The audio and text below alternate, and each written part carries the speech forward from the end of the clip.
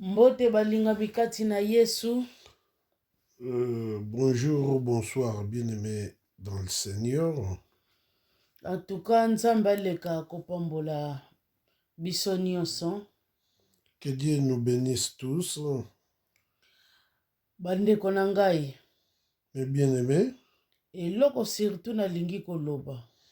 la chose que je vais surtout souligner, Koteya liloba ya nzambe. enseigner la parole de Dieu Elingi koloba kaka te. ne veut seulement pas dire Yozala pasteur. que tu sois seulement pasteur Ozala prophète. ou prophète Etc. ou qui que ce soit. Mais soki totali na liloba nzambe, si nous regardons dans la parole de Dieu, liloba ezoloba na biso, la parole nous dit oyo sili koyoka na kati na ngai.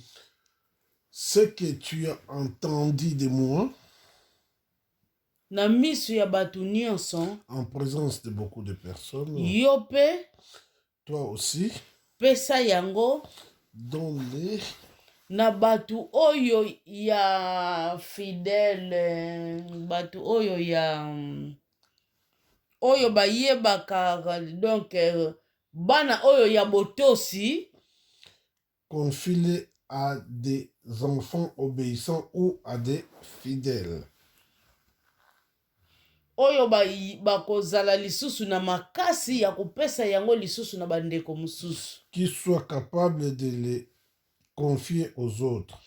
Yango wana musala oyo toali kosala bandeko. C'est ça le travail que nous sommes en train de bâtir. Tango yebi liloba nzambe. Quand vous connaissez la parole de Dieu, kamwa verset wana kaka moko oyo yebi. Un seul verset que vous connaissez, kobomba yango pona yo moko te. Ne les cachez pas ou ne les gardez pas pour vous seul. Yo pe pesa yango na bandeko mususu. Vous aussi à votre tour, donnez-les aux autres. Po bandeko wana lisu l'air bakoyoka bango pe bakopesa lisusu. Et quand les autres écouteront, et aussi à leur tour, ils vont transmettre. Lolenge wana nde. C'est de cette façon-là mutu nyonso que tout le monde akoyeba aura la connaissance, kozwa liloba ya nzambe, aura apprendre la parole de Dieu. Lolenge wana nde. Et de cette façon-là, tokosala oyo nzambe azali kosenga na biso tosala. Nous ferons ce que Dieu nous demande de faire.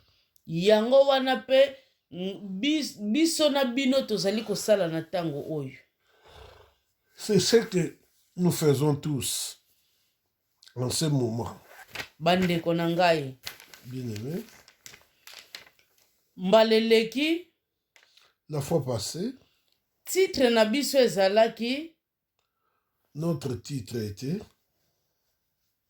Totika koloba mabe tangu tozali pembeni na bamininga. Arrêtons de parler mal contre les autres. Parce que ezali na batu oyo bazalaka kaka lolenge wana. Parce qu'il y a des gens qui sont pareils de cette nature-là. Ya lobaki nini? Qu'est-ce qu'il a dit? Ye alie nini? Qu'est-ce qu'il a mangé? Ya sali nini? Qu'est-ce qu'il a fait? Ya sali boye biso pe tokosala ye boye. Il a fait ceci, nous aussi nous le ferons. Ezala muninga sali ye mabete, ya zali kaka ko multiplier donc balolenge bele pona muninga oyo azali na ye na kimia. Même si son prochain n'a rien fait de mal, mais lui, il est là à multiplier les façons maléfiques pour l'autre. Et puis, to yisaki yango na modindo na ba famille na biso lolenge basalelaka pona bandeko na bango oyo surtout babima libanda. Et nous l'avons développé illustrant la façon dont nos familles se comportent vis-à-vis de leurs frères ou sœurs qui sont sortis dehors ou qui sont dans la diaspora. Bandeko, Bien aimé, maloba na biso esilaki te. nous n'avons pas fini. Otango tosali biloko ya milai tolaka makasi na babuzoba me na liloba nzambe tozalaka makasi te na kovanda oyokaka kaka. Nous ne pouvions pas faire de longs enseignements parce que nous ne sommes pas très forts de nous asseoir et puis continuer à écouter la parole de Dieu. Mais nous nous donnons à des banalités. Là, nous sommes très forts pour écouter. C'est pourquoi Bandeko na ngai yango wana omoni tokataki bongo lelo tozali toujours kokontinue na même rythme. C'est pourquoi, mes bien-aimés, nous avons coupé comme ça. Et aujourd'hui, nous continuons au même rythme. Soki totali na Jean 10, donc Jean chapitre 10 na verset 10. Si nous regardons en Jean chapitre 10, verset 10, kuna bazali koloba na biso muyibi azali muyibi wana nanu nani.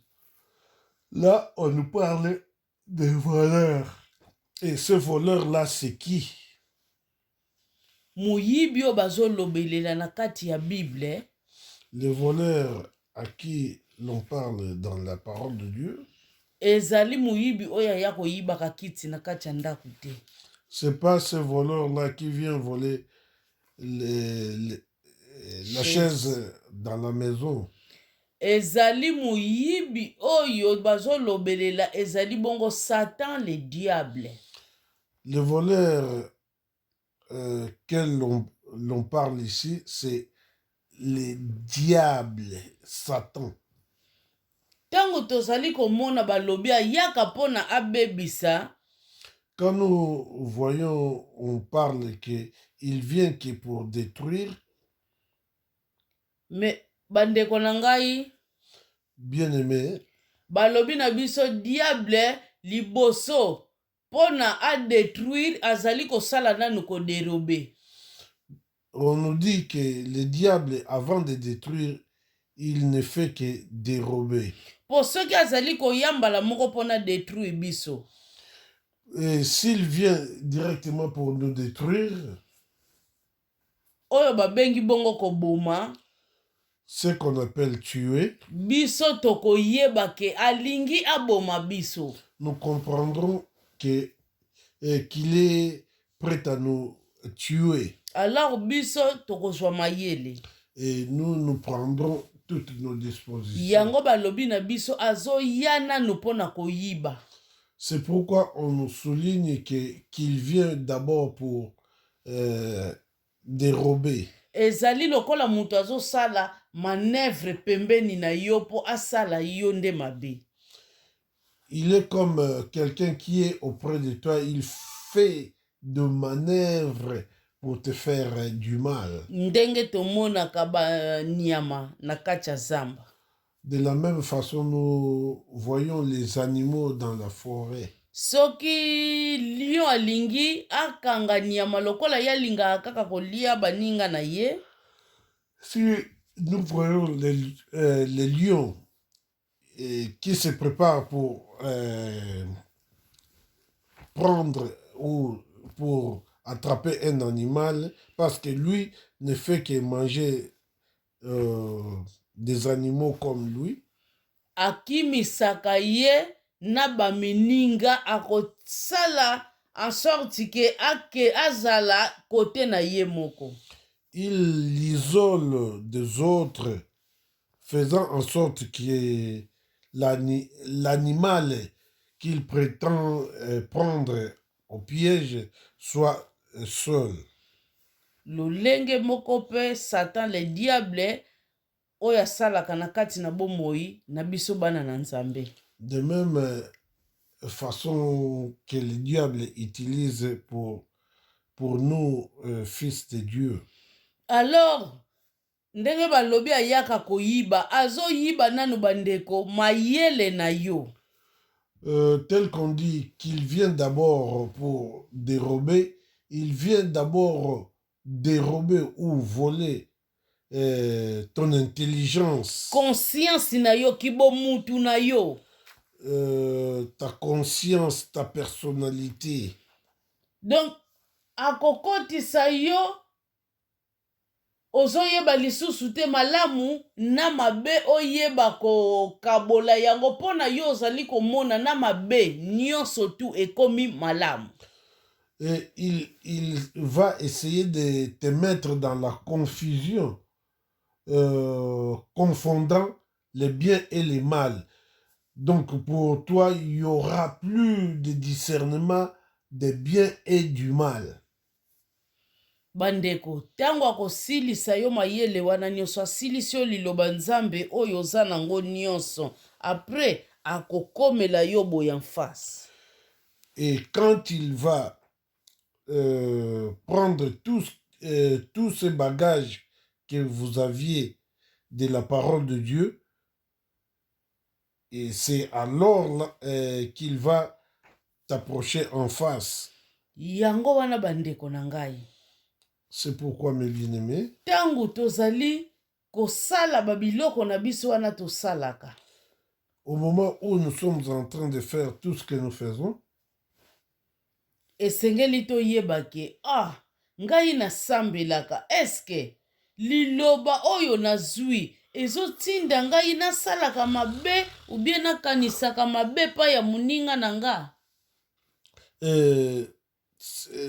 à cela, nous devons du moins avoir les raisonnements de nous poser la question, est-ce que la parole de Dieu que j'ai vraiment me permet de faire du mal auprès de mon prochain?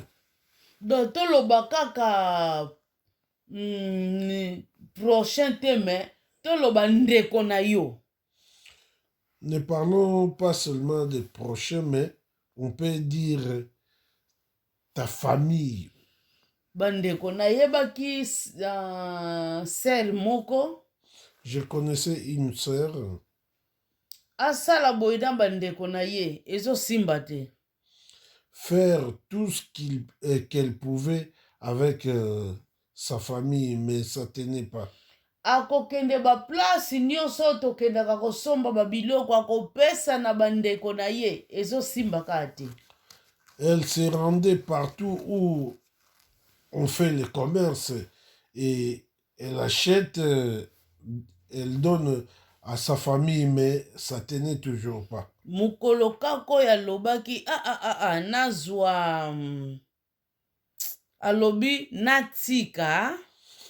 Le jour où elle a pris la décision de stopper, kosala lisusu elongo na bandeko na ngai, de travailler ensemble avec sa famille, tokotikala na biso bandeko, nous resterons la famille. Mais na ndenge ya business, na ndenge ya business, du point de vue affaires, tozala lisusu lolenge moko te. Nous ne pouvions plus nous associer. Mais ekomelaki ye problème famille ekabwanaki. Et cela est devenu un problème. La famille s'est disloquée. Donc bandeko bazomona te ke non façon po biso tozosala mundeko azako chaba pate tozo tourner se ye na rond-point te totika nanu ye pe a évolué. La famille ne voyait pas sa façon de travailler, que ça ne faisait pas progresser notre sœur, que nous devons aussi la laisser travailler pour son progrès. Mais c'était pas ça. Bandeko. Sikoyo biloko ezali kopesa pasi makasi. Ce qui est cœur vraiment, okomona ba oyo pe bazo sala ba biloko ya lolenge wana. Et voyant ceux qui font des pareilles choses, basambelaka mpe. elle prie aussi. Bandeko,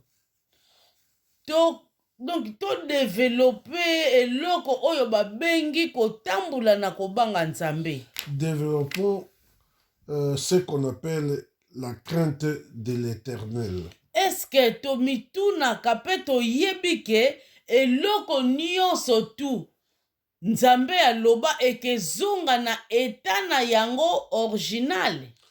Est-ce que nous nous posons la question de nous demander que Dieu a dit que toute chose reviendra à son état original? Nzoto na yo Ton corps, euta na mabele, il est venu de la terre. ame na yo, n'est-ce pas l'air nzambe asalaki mutu asuflaki mpona mutu wana bouge? Ton âme, n'est-ce pas que Dieu, lorsqu'il a fabriqué une personne, il a soufflé pour que la personne se mette en mouvement? Mutu azali na 3 parties. L'homme a 3 parties. Corps, âme et l'esprit. Corps, âme et esprit. Corps no yango wana euta na mabele. Ton corps est venu de la terre. Âme no wana yango wana nzambe atiaki mopepe. Ton âme là, c'est ce que Dieu avait soufflé.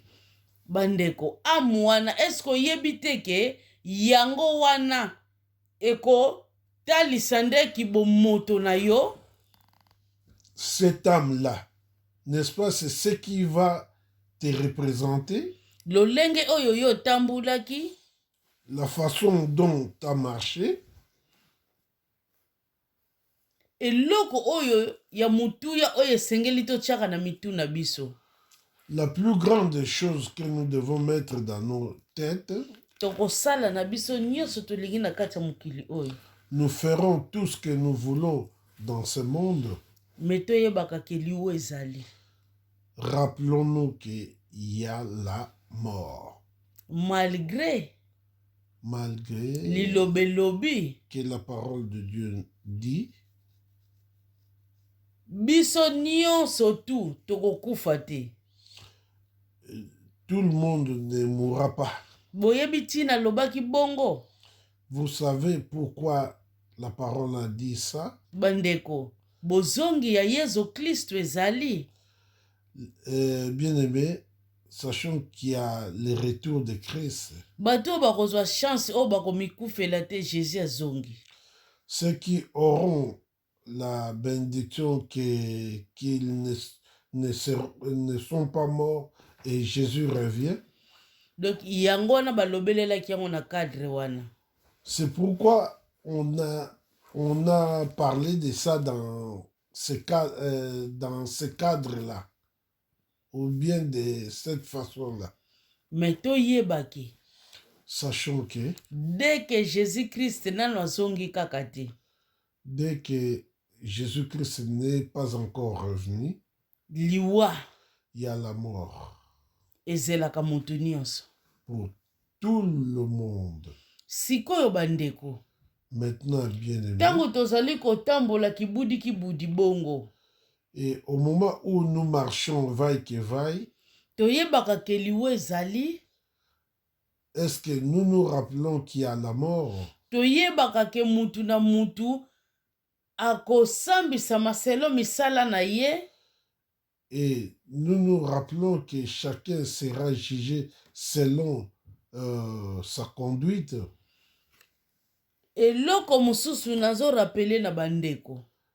Une autre chose que je vais rappeler aux frères et sœurs, tolingi te intelligence na bino tokotisa yango confusion yango wana bomoni tozozwa ba entre parenthèses wana. nous ne voulons pas vous mettre dans la confusion, c'est pourquoi nous faisons, disons, des parenthèses. Lifelo bandeko, L'enfer et puis paradis, Et puis le paradis, biloko wana ekoexiste kaka ntango Jésus-Christ aye. toutes ces choses existeront à la venue du Seigneur Donc na Jésus-Christ. retour plutôt posa ya ntango akozonga. Au retour plutôt, parce qu'il est déjà venu. Mais toyebaka ntango moto akufi, donc tozali na lieu ya tourment na place pe ya repos. C'est pas en vain liloba ezoloba mort en Christ. Rappelons-nous que il y a les séjours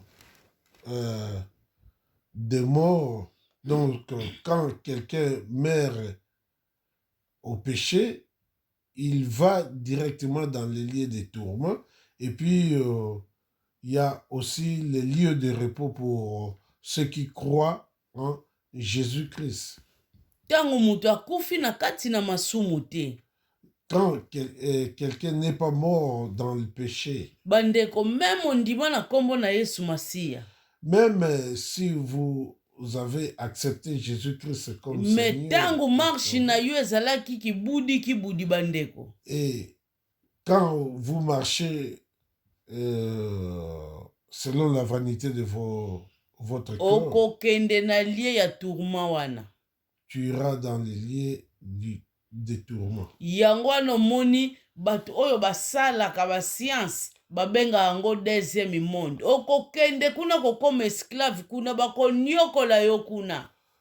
C'est pourquoi vous voyez que ceux qui pratiquent la magie appellent ça deuxième monde. Et vous vous rendrez là-bas, on vous fera souffrir là-bas. Na Marc, papa, tangela biso Marc. En Marc, chapitre 8. Chapitre 8. Marc, chapitre 8. Verset 36 na 38. Verset 36 à 38. Marc 8. Verset 36 à 38. La parole de Dieu nous dit, au verset 36, « Et que sert-il à un homme de gagner tout le monde s'il perd son âme ?» 37. « Que donnerait un homme en échange de son âme ?»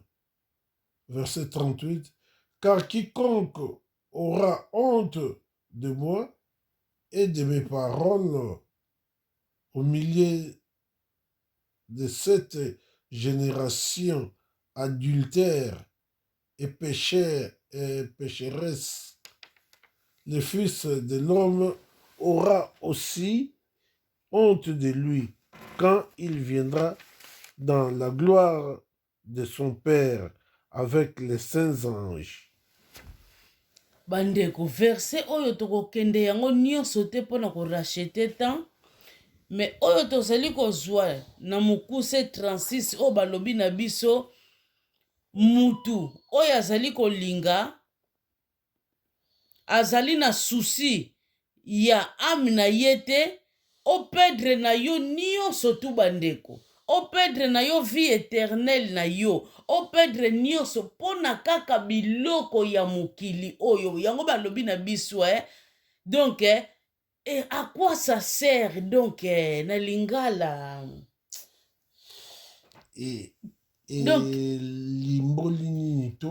donc ekosala nini bandeko, ekosala nini keli buzoba bandeko po ozoluka na yo kaka biloko kaka ya mokili oyo, me oyo ezali eza nango doke koleka nango mpona ta moke, me mpona ami na yo place oyo ekozala mpona éternité, yo ngutu ozali koyeba kobongisa te. Nous n'allons pas prendre tous ces versets, mais ce qui nous intéresse plus, c'est le verset 36 où on nous dit À quoi bon à l'homme de perdre son âme pour gagner tout ce qui est mondain? Vraiment,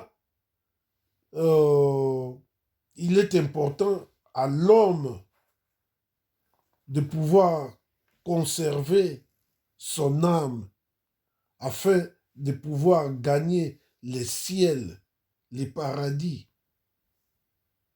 Parce que n'oublions pas que ton âme est plus important que ton corps ou tout ce que tu fais dans ce monde.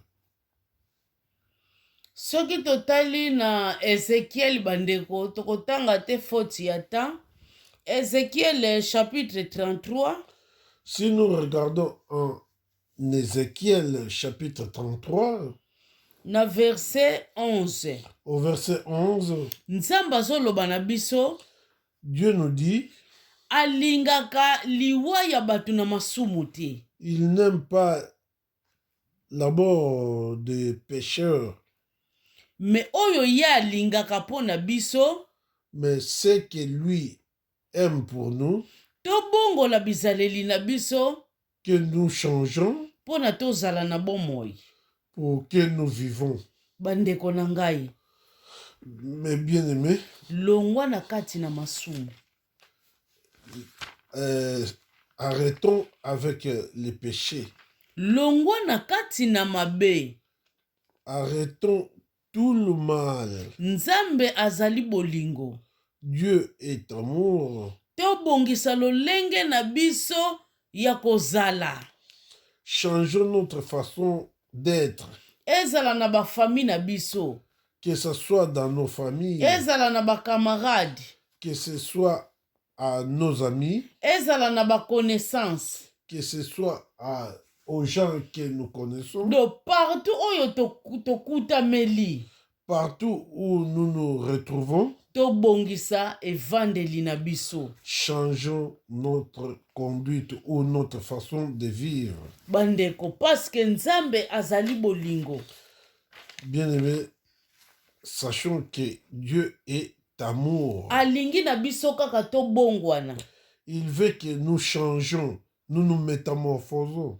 Bandeko, donc tosala makasi tokabwana na Satan. Alors tokokabwana na misala ya Satan na nzela ya kokima masumu. Que nous fassions l'effort, que nous nous séparons avec les diables. Nous allons nous séparer avec les diables seulement au moyen de fuir les péchés. Soki totali exemple moko na kati ya parole de Dieu. Si nous regardons dans la parole de Dieu, Ézéchias asalaka bolamu. Il avait fait les biens na misu ya Nzambe. Aux yeux de Dieu. Me mukolo Nzambe atindelaka ye mosali na ye. Les jours que Dieu avait envoyé son serviteur, alobi kende koyebisa ye ke azokufa. Va lui dire qu'il meurt. Mais Ézéchias atiaki miso na ye likolo donc atalaki Nzambe. Ézéchias avait regardé Dieu. Pe alelelaki Nzambe. Et il appellerait à Dieu. Donc maloba na ye ezalaki nini liboso ya Nzambe? Ces paroles étaient quoi devant Dieu? Nzambe kaniselanga ata na likambo moko ya malamu oyo nasalaki pembeni na yo. Dieu pense seulement même à une seule chose de bien que j'ai fait devant toi. Bandeko, sikoyo ngai na yo. Bien-aimé, maintenant, vous et moi, soki mupepe yeli biso, si le vent vient près de nous, lolenge na biso ya kolelela pembeni ya Nzambe ekozala nini? Comment nous allons pleurer auprès de Dieu? Totala bolamu oyo Ezekias asalaki na koyeba kotambola na kobanga Nzambe. Regardons les bienfaits que Ézéchias avait fait en marchant dans la crainte de l'Éternel. Na koyeba pe liloba ya Nzambe. En connaissant aussi la parole de Dieu. Totala ndenge futaki ye. Regardons comment cela l'avait récompensé. Akufaki lisusu te.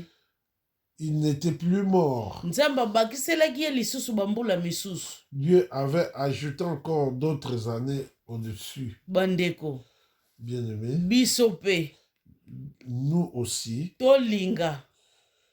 Nous devons vouloir kokotisa pe Nzambe baniongo na biso pe.